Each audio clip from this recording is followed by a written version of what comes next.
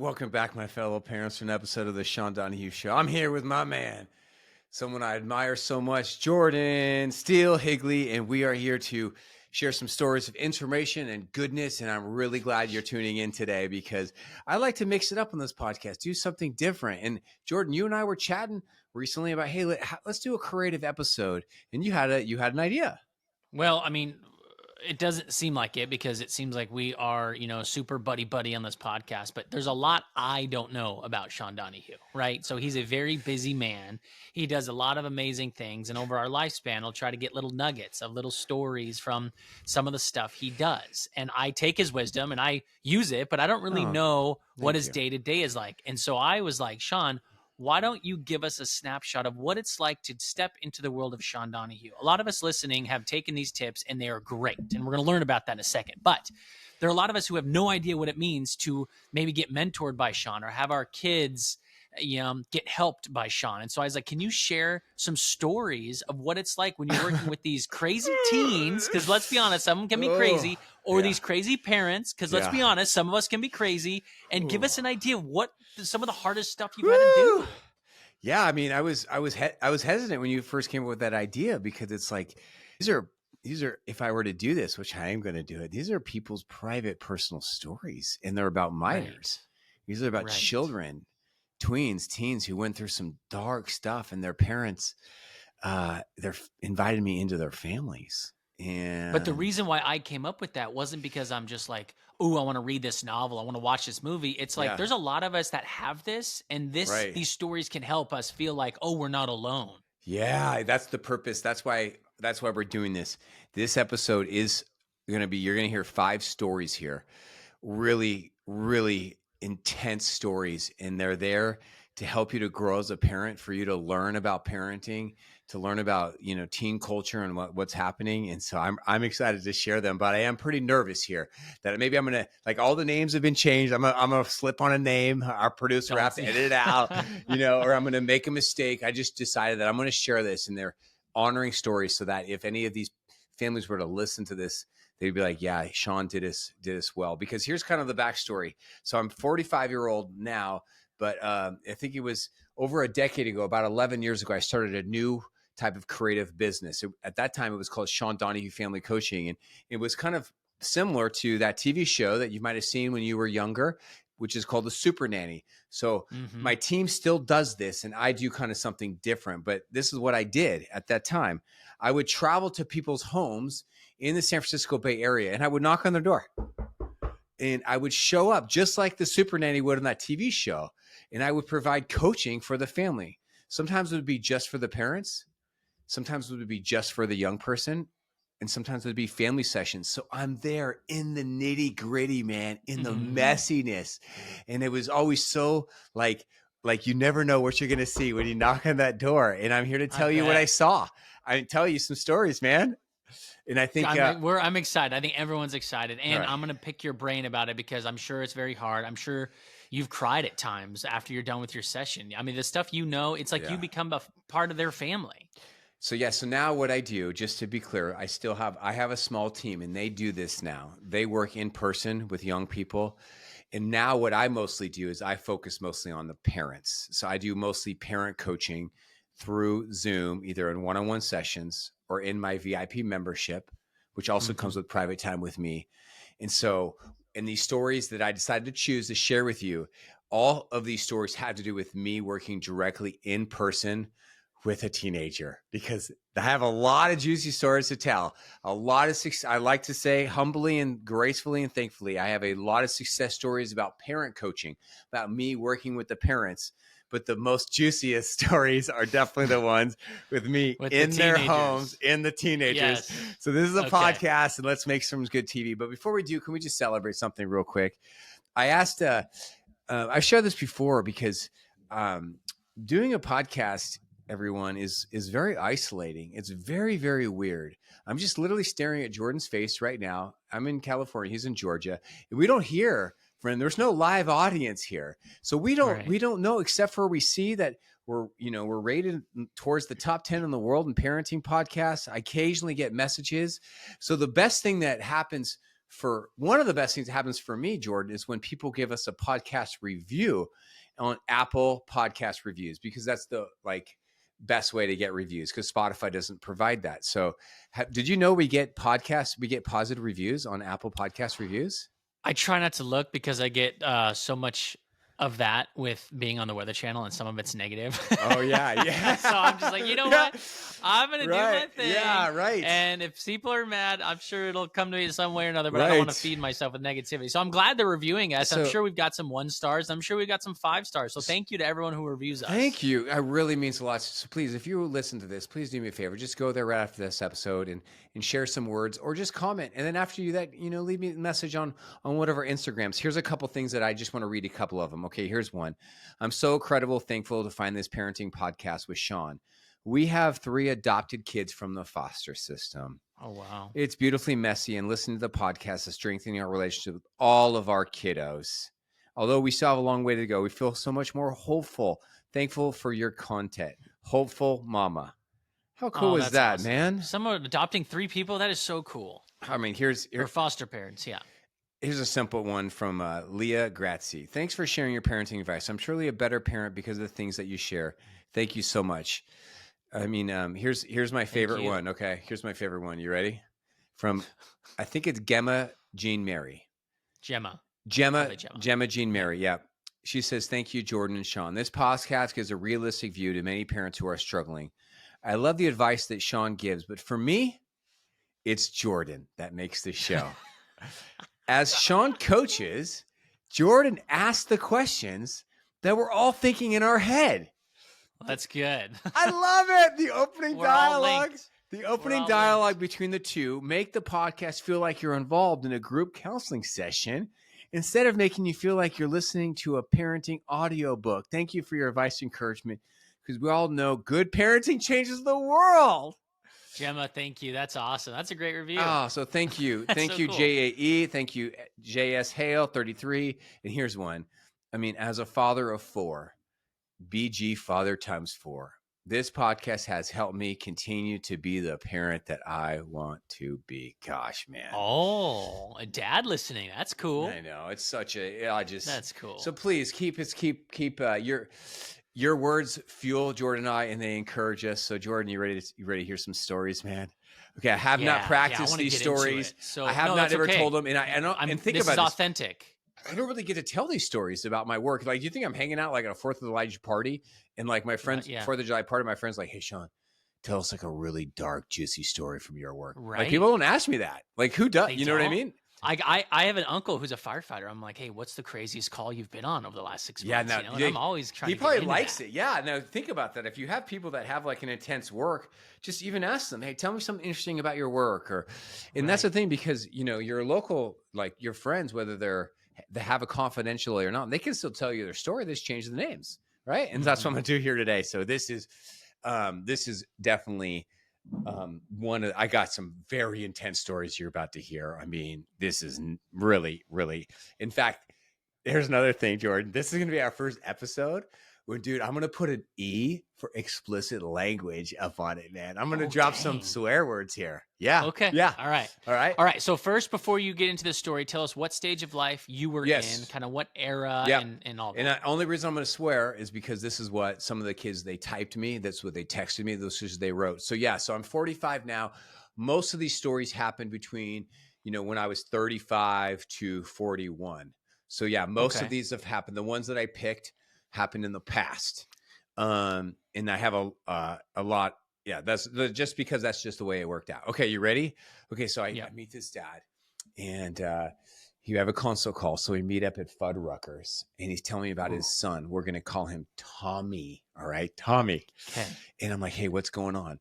So he's telling me about how they recently moved to a new city, about an hour away from their current city, and their son Tommy only went to school for like a week, and then said, I'm not going anymore. And then he's like, why aren't you going? How old is Tommy? Tommy is a sophomore in high school. Tommy is about, 5'11". And I'll tell you how he looks in a second. Okay.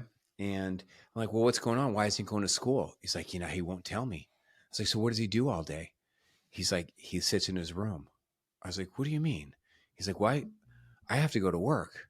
So I go to Mm-hmm. work and he's in his room. Well, when you go and talk to him, what happens? Oh, he cusses me out. He says, "Get the fuck out of my room." I was like, "Okay." So is he going to be open to meeting with me? He says, "No." I was like, "Okay." So yeah, have you tried to get him to a therapist or to a psychologist? Say, "Oh, he refuses." It's like, "All right." And so let's make a plan. So here's the plan we made. I'm going to go into this house and I'm going to try to find out what's going on with this kid. He's going to, Mm-hmm. and we actually map out a plan for what happens if you refuse to meet with me. So we make a Okay. plan, and it was actually a 4-day plan. And here's how it worked. And it actually worked out just as we planned. So I showed up at the house, and now the first time that I'm there, the dad was there. So he lets me in because the dad has to go to work.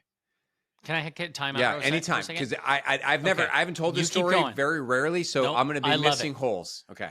But there was something that I was thinking about that maybe some viewers or listeners are thinking about too. What would happen if the dad just dropped the kid off at school and said bye and He drove won't away? get in the car. Would the He kid? wouldn't even get in the car. Oh, he won't even get in No, the we're talking a car. 5'11", Yep. alpha Okay. male. And so I'm asking, Sophomore, you said? sophomore. So tell me, what are his Okay. hobbies?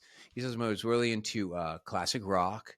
He's really into World War II, which is like a thing. There's a lot of young Oh. people that are like into World War II history, memorabilia, tanks.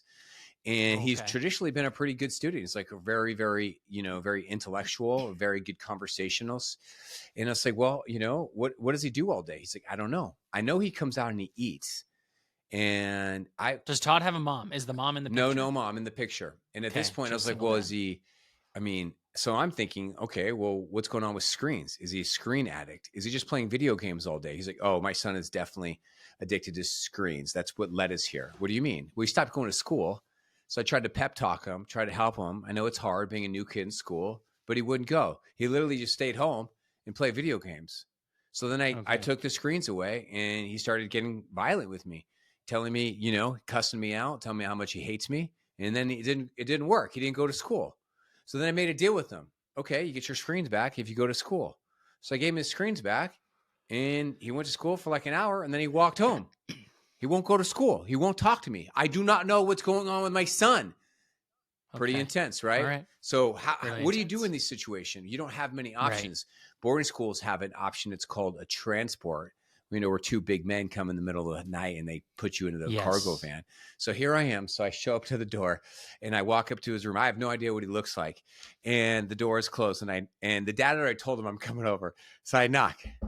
Hey, Tommy. Hey, man, my name is Sean. How's it going? I love to get to know you. Talk. We could talk through the door if you want. You want to hear what's going on? And silence. So I'm Mm-hmm. like, knock again. Hey, man, I can be very patient. I know you probably don't want me here. I know you've probably been through a lot.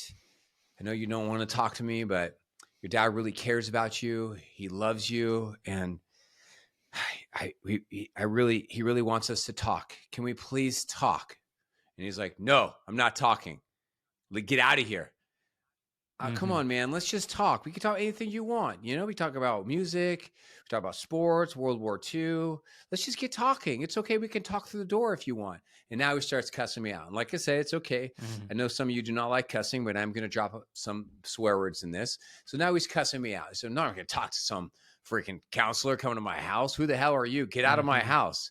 So now we had Right. a 3-day plan, Jordan, that I was going to come to that house for 3 days. And so for 3 days, I came Oh, I thought it was a 4-day plan. 3-day plan. Okay. 4-day plan. But for 3 of those 4 days, days. I was going to go to his house and I was going to try to beg him, woo him Yeah. to come and talk with me. And so what I did Okay. the first day, I took a chance. I opened the door and I peeked in and I saw something pretty interesting. I saw a dude. That first day. Probably the first day. I opened the door. Right when you were still talking about that. Okay. Maybe the second day. I opened the Okay. door. It was probably the second day. I opened the door because I want to see who was looking out here. He didn't have a lock on the door.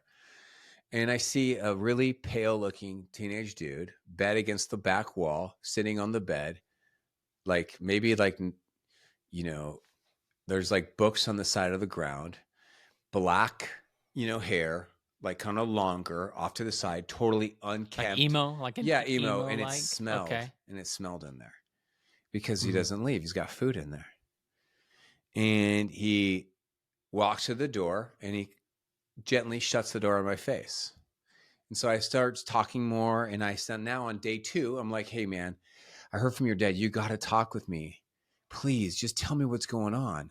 Tell me why you don't want to go to school. It's okay. And more cussing me out, calling me names. I saw you. Look at that fucking shirt you're wearing. You look like an idiot. He's just like now putting me down, right? And I'm just trying to Okay. be loving. Right. I'm trying to be calm and cool. I'm like, can we talk about, something? And then I start talking a little bit about music, classic rock, Skinner, Creedence, World War II. And he'll start talking a little bit. Then he shuts it down. So then I'll open the door and he shuts it. And you get to dance, right? So then the theme is this. Mm-hmm. Hey, man, I got to let you know, you got to talk with me. We could do this the hard way or the easy way. Now I sound like a cop from one of those cop shows. Yeah. All right. I got to come Good, in. yeah. You got to let me in. And we're either going to come in or you're going to let us in. I'm going to come in and your dad's going to come in or you're going to let us in. So by the 4th day, right, 4 days straight, it's time for us to come in. And this is where it gets pretty nuts. You ready?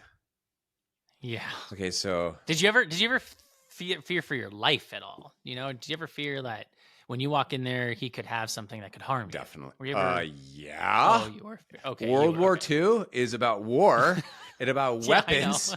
And yes, right. Okay. So here it is on day 4. I think it was a Thursday now. We have a plan. His dad was going to read him an intervention letter. And pretty much the letter said this.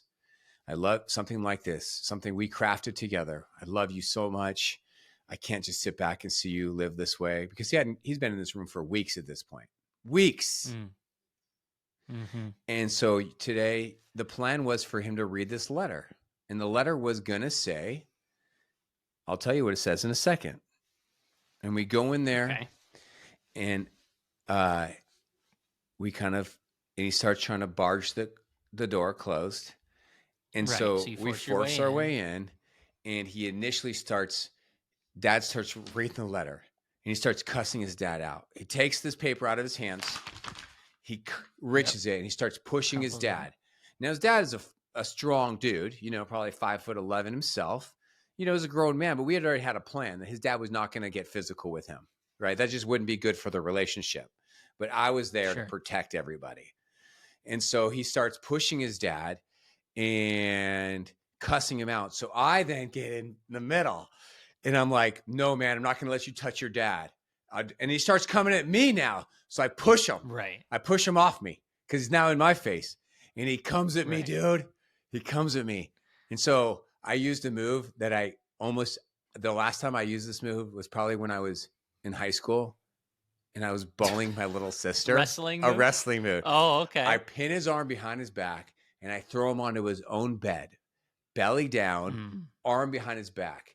I dig my knee into his back while pinning his left hand behind him, forcing it up. Almost like you are an officer at this point. I don't have no skills on this. So you need to stop. Yeah, you just need to stop the situation. And I said, okay, will you stop? Will you stop?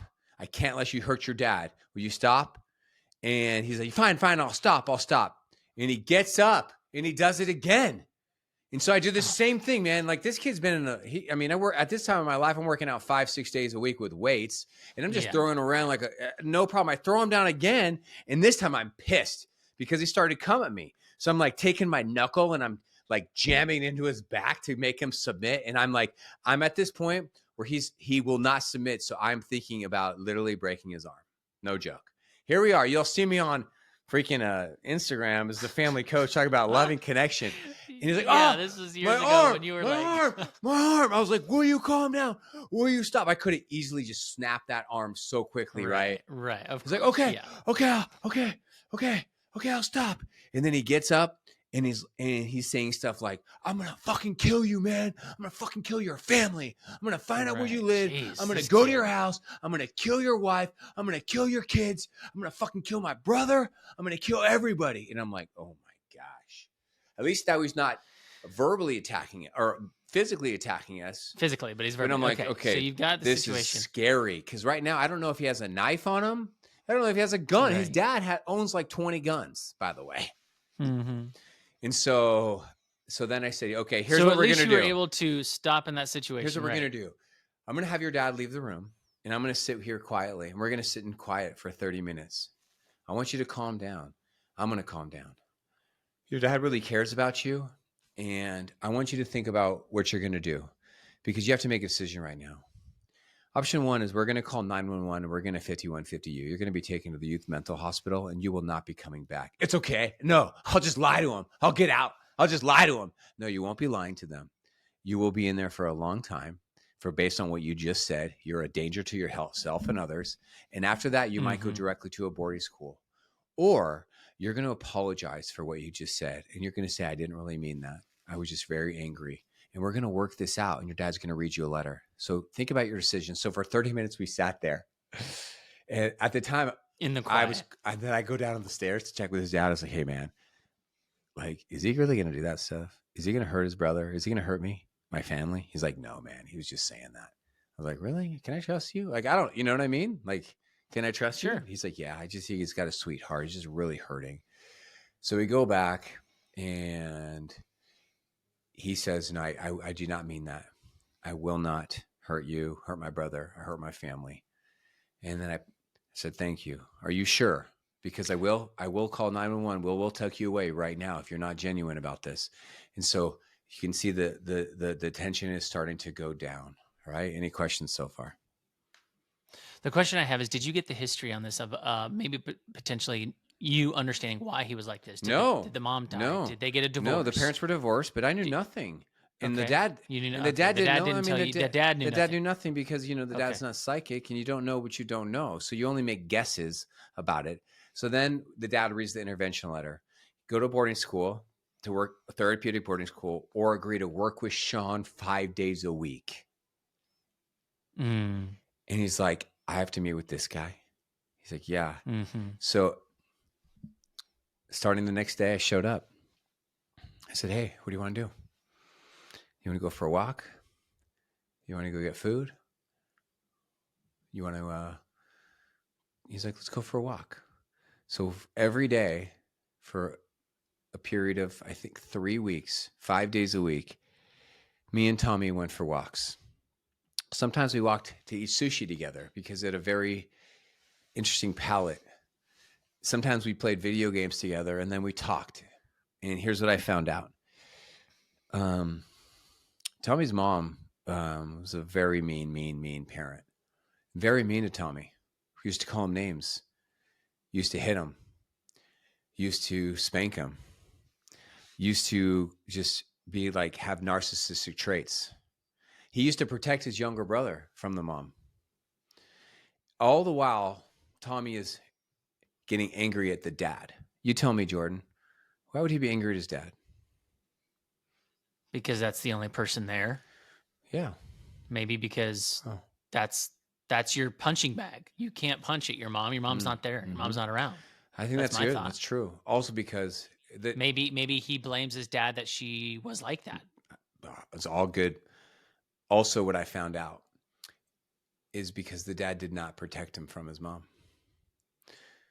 Ah, there you go. So then one day the mom leaves the whole family, leaves a Dear John letter behind and says, I'm moving to a different state, 10 states away, and you may never see me again.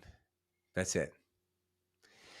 And now here he is a month or two later in a new city, in a new school, and he just has to go to school and figure this out. He couldn't do it. This kid had been through major trauma and shock, and he was not feeling safe. He was not feeling good about his life. And to make matters worse, his younger brother had continued an emailing and texting relationship with the mom. And so what do we do? Well, we started working on his pain and his trauma, and he started warming up to me. He started saying nice things to me. He started getting out of the house. He started making good deals with his dad. He started going to an alternative school. He started doing his homework. He started getting some screen time back. He started, he started a hobby. He had to get a challenge. He said, if you want screen time, you're going to have to start exercising. He said, I don't want to exercise. You have to go on more walks. So he picked a sport. He started playing that sport. He started to get a job. He said, I don't want to get a job. He said, if you want screen time, you got to get a job. he got a job. And this young man, he built his life back together. And then That's a year or two amazing. later, he sent me a text on December 20th. He says, "Hey, man, I hope you're having a happy holiday season with your wife and kids."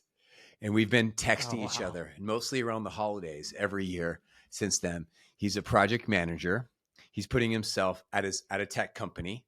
He doesn't have a college degree, and he is the boss of other people who have college degrees. He's totally reconciled with his brother, with his dad. He has friends. He exercises, and he's putting himself through community college, man. That's amazing.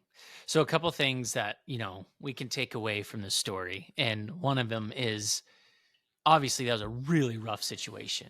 And you had to create a bang. You had to create a moment where you could get like instantaneous respect because I mean, if you weren't to get physical in that one moment, who knows what would have happened to his dad? Who knows if he would have started swinging Yeah. at you? But you had to like put an end to it. It's like when the kids are screaming, you take a pot and smash it together and say, Yeah, you stop. have to. It's like a Yeah, loud yeah. jolt to cause Yes. them to stop in that Yeah. moment. And then from there, you were able to slow things down. You took your timeouts, you built everything back, and it took Took time. time. It sounds like this process went along a long Yeah, I think way. that's a couple of the takeaways. If you have a really, really, really, really bad situation, here's a couple of things to take away. One is it takes drama. You have to be dramatic. Mm. And some of that might mean dramatic changes or dramatic like interventions. You know what I mean? That's something I've learned from doing this for It, so long, right? You can't just like, it's almost like the kid has to come to respect you in a way, whether it's that what you did or like in a different way. They see you differently. They have to have some kind you of have respect for to. you. And you earned respect in Yeah, it's that a fine moment. balance because like what they would have done in the 70s and 80s is just use all power and no lovey-dovey stuff. So what many parents today struggle with their teenagers, Jordan, is they struggle with using power. Like they're afraid of their kid. Their kids are punching holes in the wall and and using violence to threaten. And they're just afraid of being Mm-hmm. parent. They're afraid of standing up because they're afraid of the outcomes. And I don't blame them. It Right. is very scary, but you cannot let a young person like have the power in the house. It's not healthy. It's not the way the family was designed.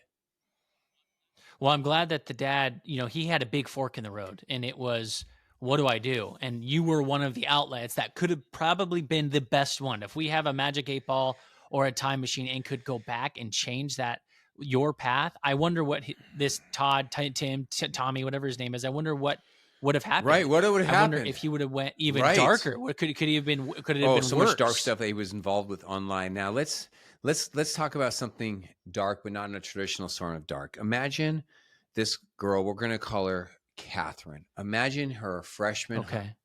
freshman in high school. She's got blonde hair past her shoulders. If you saw her in person, you would be like, she is so lovely, like a dream daughter.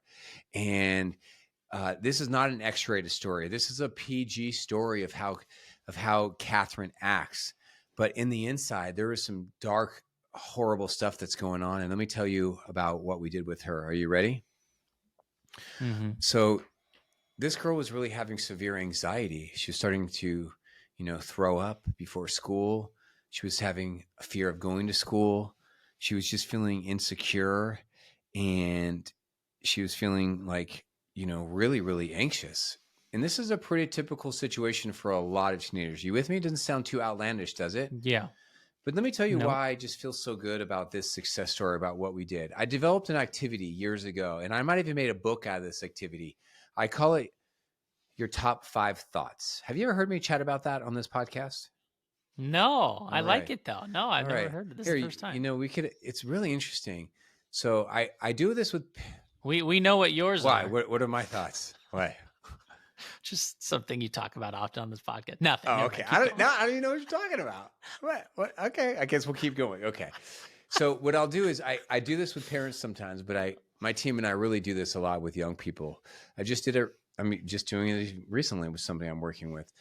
I learned that if you ask somebody, Jordan, hey, tell me your top 5 thoughts in life, that person, no matter what age they are, they can answer you. Mhm. Like, what do you think about? Like, tell me right now. Put you on the spot. Tell me a couple of things, couple of Oh, thoughts you okay. think about. Future planning. Oh, wow. I think about You're that all very the time. futuristic. Okay. Yeah. Futuristic. Try to retire early. Try to, Yeah, buddy. take care of Yeah. the family. Think Yeah. about that a lot. I think about how grateful I am for where Mm-hmm. I am in my Love it. family. Does Yes, it that sure count? does. Does that It count? sure does. What Okay. else? Don't think too much about I it. think Just we're thinking about your thoughts. What okay. else? I think about how many idiots there are out there in the world. Oh. I mean, I'm just like, I get so mad. I'm like, are you really Right. this dumb? Oh like, my come gosh. on. I get Okay. so All mad at right. Yeah. people. What else? All right. No, I'm I just being love it. honest Just for a keep it second. There's real. so many Yeah. dumb Yeah. people out there. Oh my gosh. I don't know. Those All are right, the top good. Yeah, three for that me, like I think about. I think a lot about what am I going to have for dinner, right? Because I do a lot of Okay. Yeah. intermittent Food fasting, is like big. every day, like including today. Hmm. So I really am into dinner, and like what I'm going to eat. I think a Yeah. lot about my wife, just being with her, kissing with her, being close with her, Right. and That's what I yeah, was I alluding figured you to were, you last time perv. about Yeah, what you, yeah. I figured you were. I think a lot about what I'm going to do on the weekends because I just love being outdoors, man. And I just love weekends. Weekends are Yeah. so fun. Yeah. Hunting. I think about my Yeah. hunting trip or like an outdoors trip, fishing. I think about I that often think often, about yeah. too what I'm grateful That's for, good. like in my prayer life, my spiritual life, just gratitude. But here's what I asked Catherine. Here's her results. Ready? Her results when she first took this testament. This is what she said. Now imagine, and I'm going to ask you, tell me, based on what you're hearing from her top 5 thoughts, what do you think she's like? What do you think her personality is like? What are her relationships like with her family, her friends, her self-esteem with herself? Her number one thought in life. This is her result. Ready? I have a whole Yeah. book of recorded thoughts from teenagers of their answers. I have learned so much about human beings from asking teenagers this question. Are you ready for this? I'll go 5, 4, 3, 2, 1. Her number 5 thought in life. If I'm being awkward, they probably won't want to talk to me again. Okay. Okay. Number 4. Self-conscious. Yeah. Do I have anything on my face? Self-conscious. Number 3. Okay. Are people looking at me? Oh man, this is a problem. Number 2. How will this Okay. affect my grade? And her number one thought in life, this wonderful, lovely, great home, great parents, lovely girl. Her number one thought in life is I'm probably being awkward right now. Dang. That is so sad.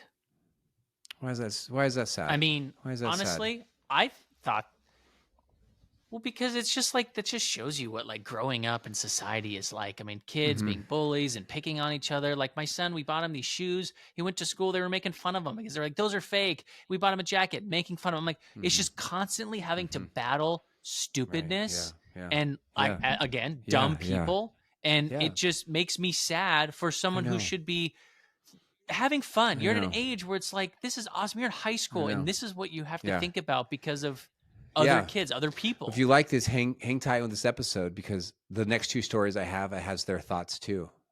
So here's what we did. I put her through kind of my coaching process.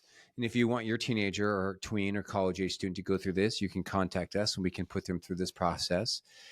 And we did some great work with them, helping her to understand her own mind or mindfulness and really all these things we have about mindset. And then I had her take the assessment at the end of our time together. And can I tell you the results? Ready?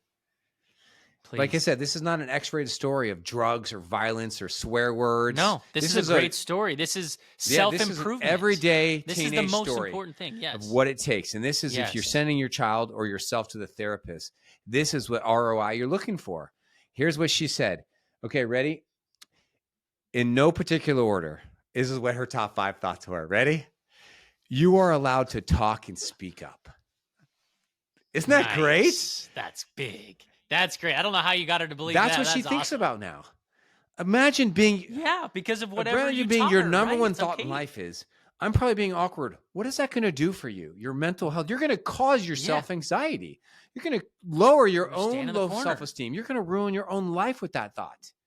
Such a poisonous thought. It's like I tell them, it's like drinking right out of a Clorox bleach. In fact, I've done that. I've literally done this so many times, not so much anymore because now I mostly focus on the parents. I will walk into a Target or a shopping store with a teenager. This was back in the old Super Nanny days.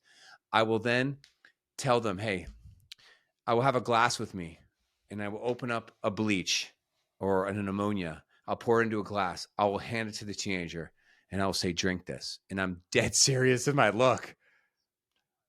I'm like, I want them to drink it. What do you think they say? What do you think they do?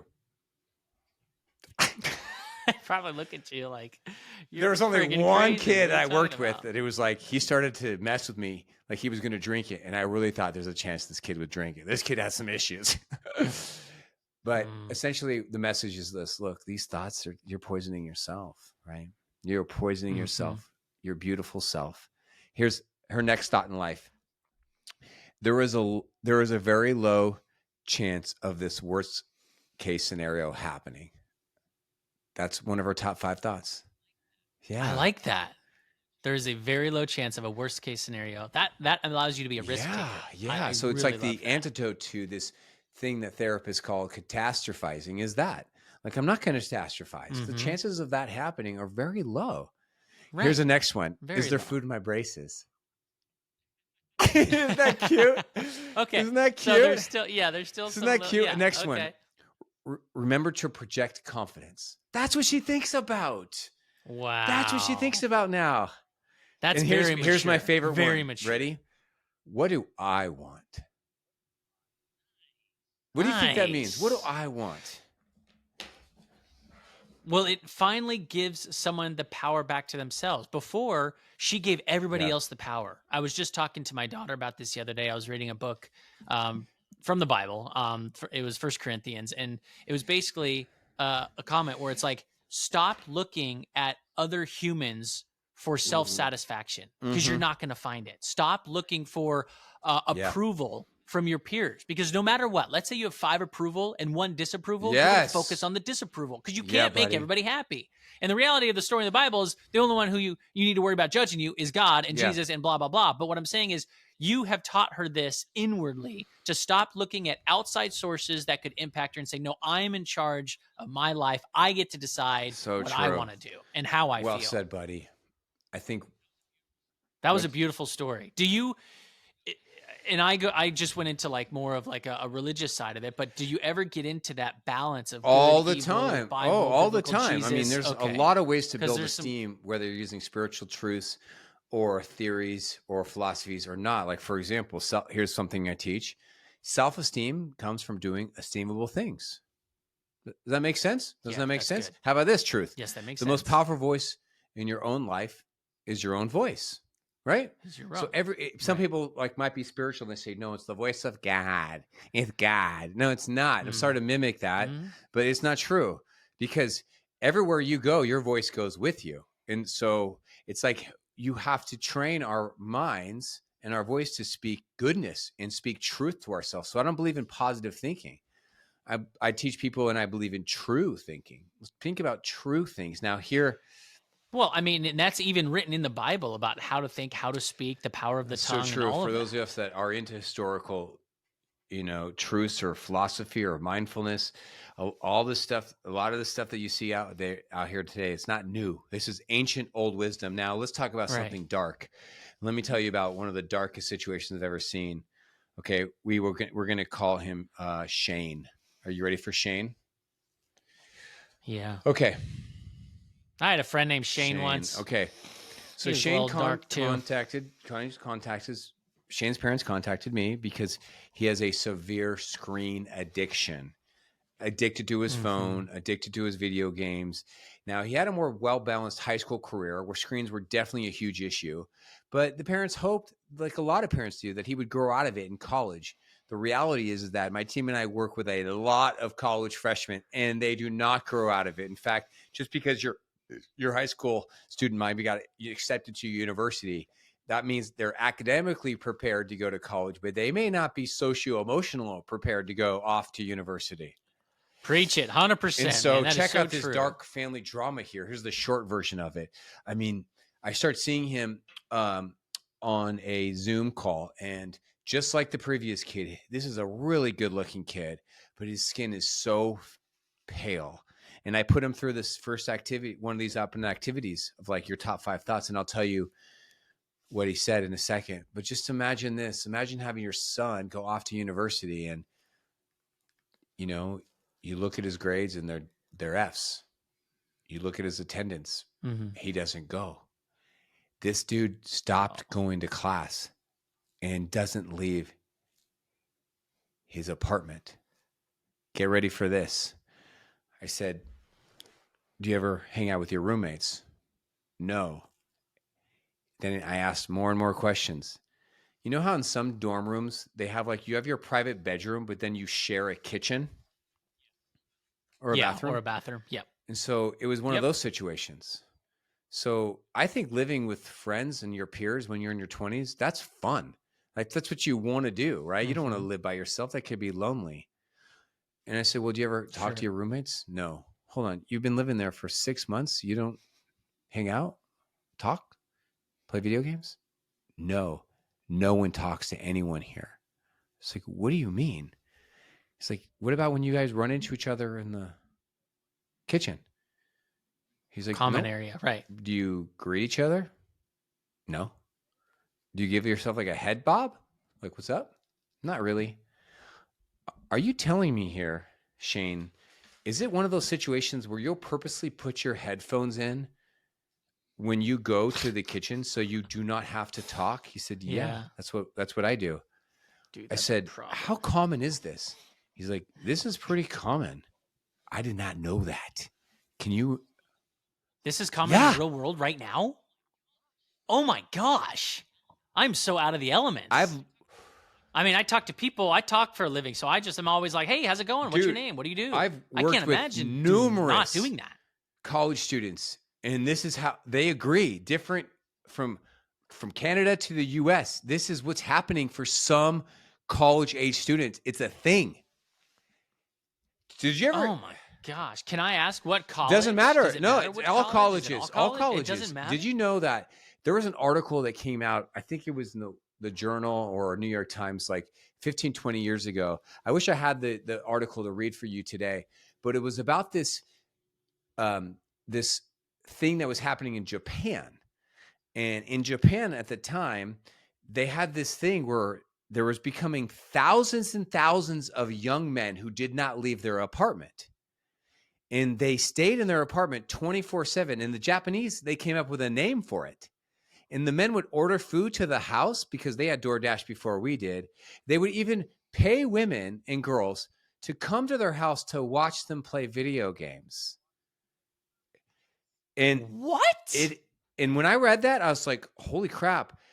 I wonder if that's going to come to America. I was like, no way. We would never go for that here in America. It came, man. And then it got worse during COVID. It's here right now.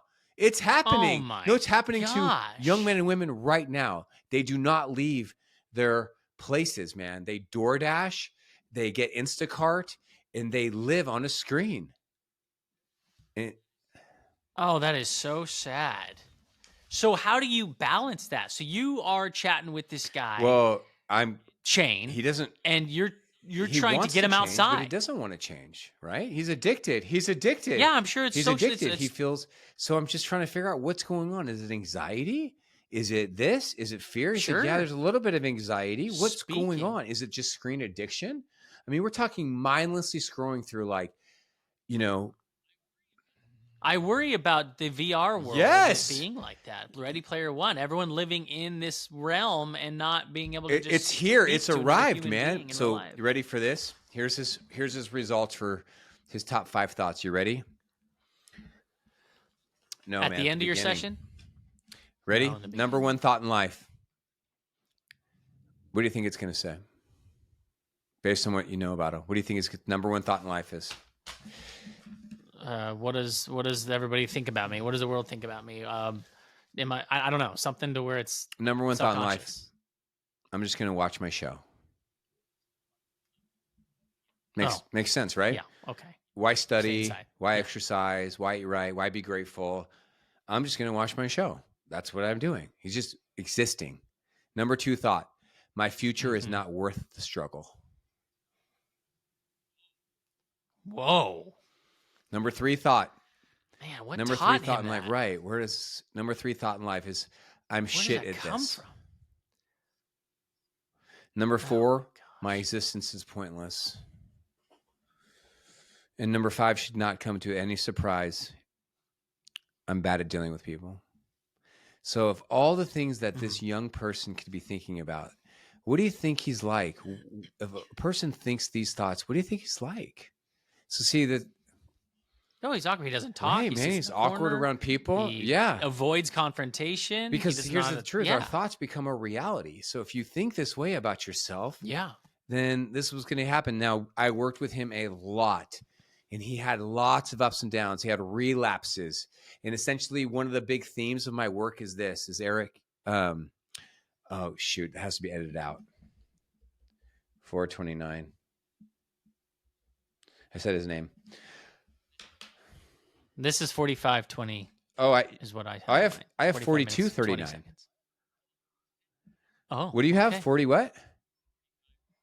45:38. What? 45:39. What, we're 3 minutes off? Yeah. Okay, so Yeah, I don't know. okay. Just So write here's both what those here's words. the here's one of the themes that I got through working with him. I said to him, Shane, I can see your future and it's very bright. For you to get through this, for you to break your screen addiction, for you to find esteemable things, find joy, find meaning and purpose, you need to find your people. I said, you haven't found your people and you haven't found your thing. You haven't found your one thing in life that just lights that fire under you, that passion. You haven't found your thing. Like if you were Michael Phelps, famous swimmer, it's like you're Michael Phelps before he found swimming. It's like you have not discovered what it is yet. You're lost. Yeah, you're lost. And I've got good news for you. You're going to find it. You're going to try Wandering new in the things. dark. And it won't be that and it won't be this. And you're not going to give up. And you're going to keep trying. And then you're going to find it. And you're going to be like, I like this. And then you're going to find your people. Yeah. And they're going to like it. And then you're going to find a girl. And she's going to be into it. And you guys are going to fall in love. And you're going to be totally different one day. And it's going to take you step by step. And your parents love you. I love you. We're going to do this one step at a time. Here's his thought life 1 year later. And then I'm going to read you a text, right? Okay. 1 year later, the anniversary of his first thought lives. Here's what he wrote. In no particular order. What is my daily workout today? Number 2. Oh, what do I nice. have to get done today? Number 3 thoughts about his dog. He likes thinking about his dog. Sweet. He misses his dog. Yeah. He loves his dog. He doesn't even live with his dog. He's off at university. And his number 4 thought, I might as well try. Nice. That is so right. different. So here he is. Nice. Here's a text that I recently got from him. Are you ready for this? All right. I got to make sure I change his name. Hey, Sean, thanks for reaching out to me. And I hope you're doing well and you had a good holiday.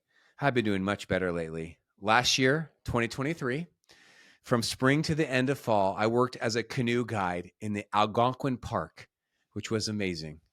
I was able to go on canoe trips on my days off, and I lived with about 40 coworkers and was able to have some really fun times.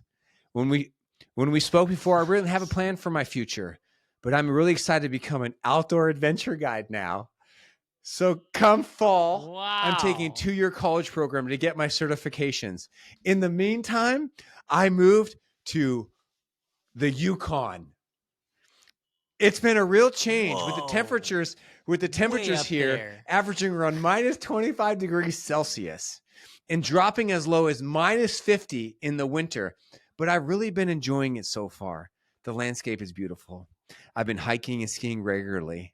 And come spring, I'm starting mountain biking, canoeing. I still struggle with a lot of anxiety, but I started taking supplements to manage it. And just getting out into nature and being active has really helped. All told, I feel like I finally have something I want to do with my life. And I'm feeling much less stressed and happier. Sorry for the mountain of text. Dude. Oh, Shane. Dude, that must have put a huge smile. I hope he's okay with ear me sharing this. Or what about I haven't his checked parents? in with him. I haven't didn't checked even in with ask them. about the. I'm just, but I mean, but even the five thoughts a year later, were the parents like, "Oh my gosh, he's like I don't know. I think think sometimes it's an overnight change, and sometimes, like in Shane's situation, I think it just takes time. You know, he had to work through some issues, and it takes time. Yeah, so I don't know. I wish I had interviewed the parents before this podcast. But like the story before of the daughter, like me looking at the before and after as a father, I would just melt knowing that you helped completely shift the The, entire life of my child. the Like that is hero so of this cool, story man. is definitely Shane. I mean, the parents, me, the other relatives, he was the one that did the work. Just like in all the stories I'm telling you here today, it's Tommy. Tommy's the hero of this story. Catherine's the hero of the story. And now I'm going to tell you about how Sarah is the hero of her story. Are you ready for this? Okay, so now imagine you've got Ready. a freshman cheerleader and your daughter has excelled in cheer. And we're not talking about excelled. We're talking like she does the flips, she does the throws. She's a big She's like the athlete. star of the Sure. team. She's just Tumbler. very happy, Yeah. healthy girl. But then something happens in her mental health and some dark stuff starts happening. And you get scared as a parent. And she goes to traditional Mm-hmm. therapy and it doesn't work. Maybe another therapist. And then you call Sean and say, we've got to get to the root of this. What is going on? And so here is what we did with, we're going to call her Sarah. Are you ready for this? So essentially, Mm-hmm. one of the things that Sarah was struggling with was self-harm, cutting herself. I've seen this many times. It's really hard to see. Do you know? I've never understood that. Do you have an understanding as to why that is? What Yeah. is the point of? Yeah. Usually Is there's there a very, reason? very normal. It's like Mhm. I'm mad at Yeah. myself, so That's, I have to harm myself. yep. Is that what Yep. it is? I'm Yep. There's a punishing variety of myself. reasons. Yep. If you Okay. really break it down, you would see that there's a lot of very, I guess I'll use the word normal, maybe adequate or rational reasons why people cut themselves. One of the reasons too, it just takes the pain away in the moment. It's kind of like a quick, like an alcoholic might just go and take it. Mm-hmm. Oh, like it Yep, the masks the physical deeper pain. pain. Okay. Yep. Because you're Mm-hmm. focusing on Focusing something gets the different. mind on the physical pain in a similar way of how somebody might, instead of raging or yelling at their kids, they go off and do 25 push-ups. It just takes their mind away. Well, that would be a Mm-hmm. positive thing, self-harm and cutting themselves. But to see, some of these lovely young people just have cuts on their arms, scabs, or on their upper thighs, it's just so sad.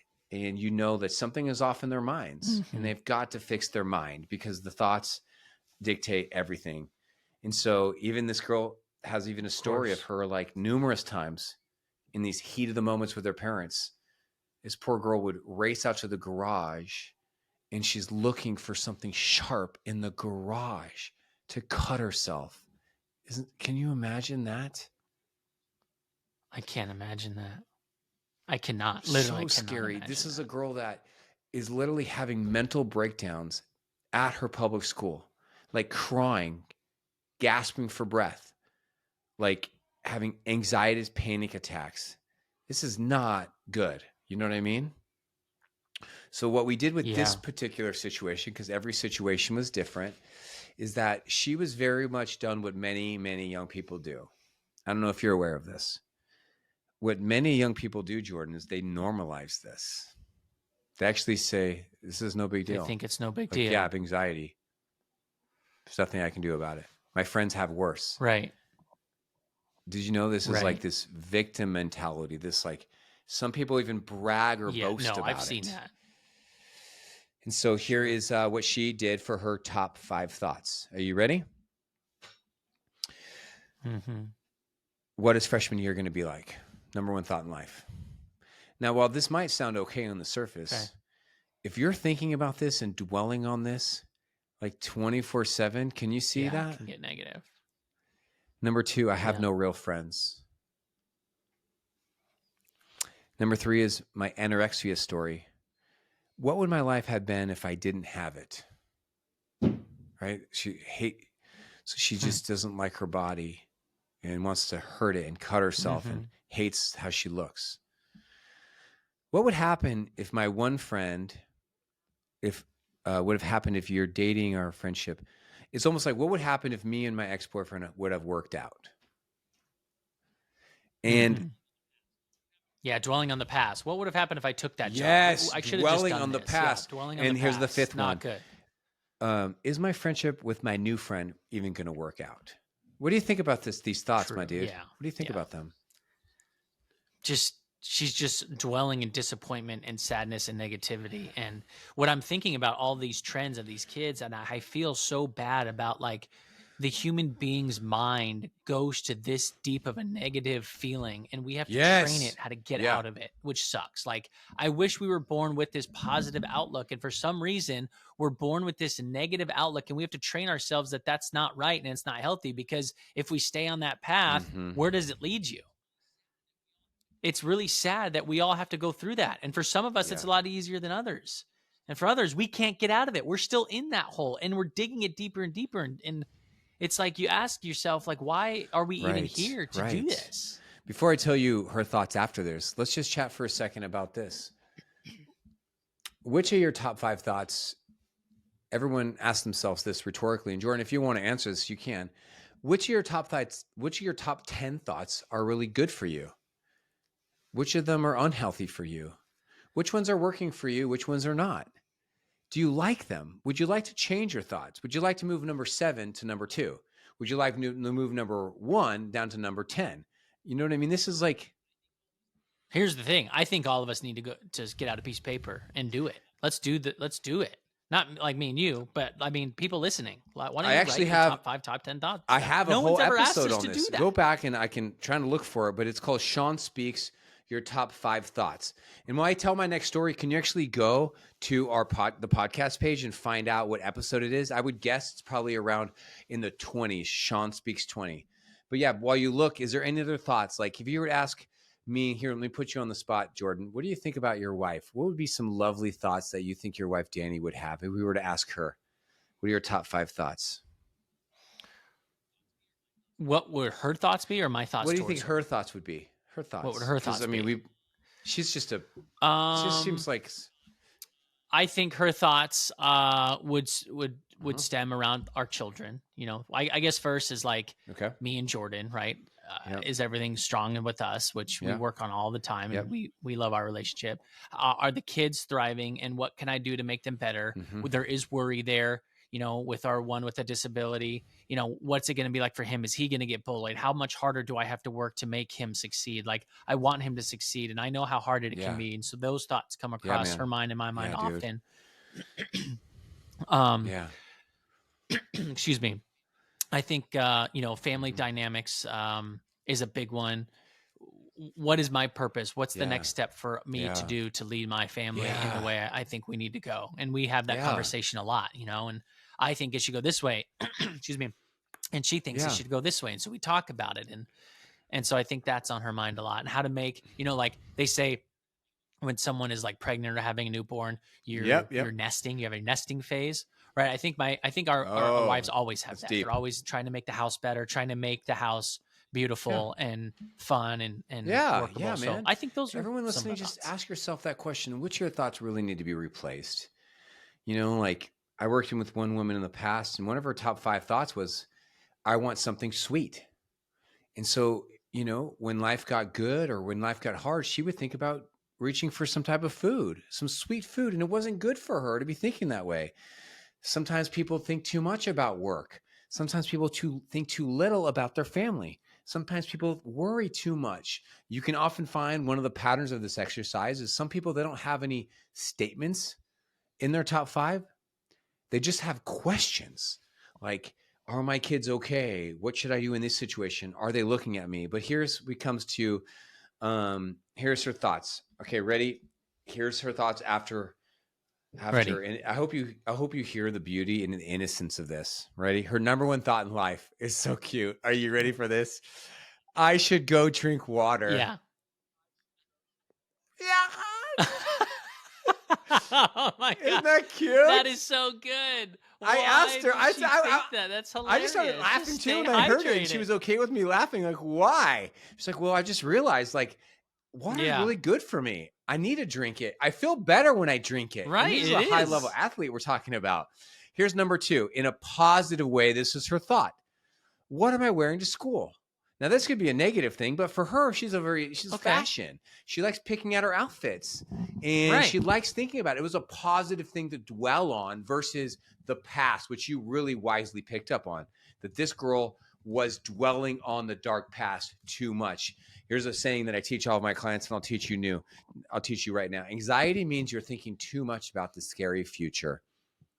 Depression means you're dwelling too much on the painful past. And we don't want to live in the painful past or the scary future. We want to live in the present. So this is a girl living in the present. Number 3 thought in life. I have a really cute cat. No, Man, I our think they pets are really are for important some for our people. lives, It is. aren't they? I learned That's that. I common. learned a lot That's about common. mental health. People, I've been so yeah. stubborn with not wanting to get a dog. It could be Maybe I really should be good. getting a dog, Actually you know? shows medically proven that pets are good for people's mental health. Now I love number 4 and 5. If this doesn't melt your heart, everyone, this is a girl that was saying how much she doesn't trust her parents, doesn't like her parents, doesn't getting along with her parents, her dad, this. And number 4 thought is, I can't wait to do some art. So here we are, her self-soothing, and her number 1 Nice. 5 thought in life, no particular order, was my parents love me. Oh, that's sweet. That's really good.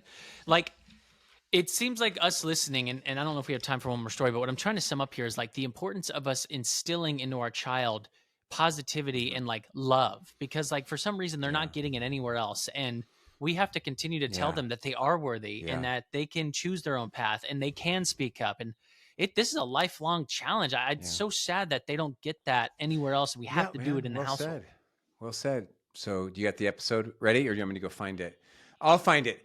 Here, No, I can't. Dude, I'm looking when through you do all your of ours. attitude Sean of gratitude, speaks I will find it. But I have one quick story for you, everyone. Ready? So the year was probably around 2002, and I walked onto a high school campus in San Diego called Scripps Ranch High School. And here's a great story, my 5th success story I wanted to share. And I met these 3 teenagers. One was named Jason, one was named Amit, and one was named Jordan Higley, and he was a freshman in high school.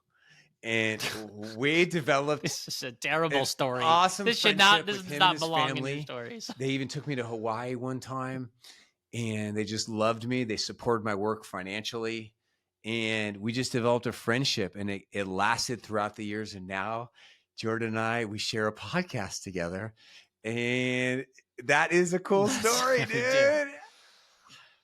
It's a cool story, man, and I'm so glad you walked on some random campus, and we happened to walk down the stairs at the right time. The wedding with him and his high school sweetheart, who Danny Loburn became Danny Higley, and now they are happy, healthy, raising 3 kids and stepping into the challenge and the love of raising a child with Down syndrome and 2 awesome, healthy, just 3 healthy kids, and just so happy to know you and to be a part of this. And that's a success story right there.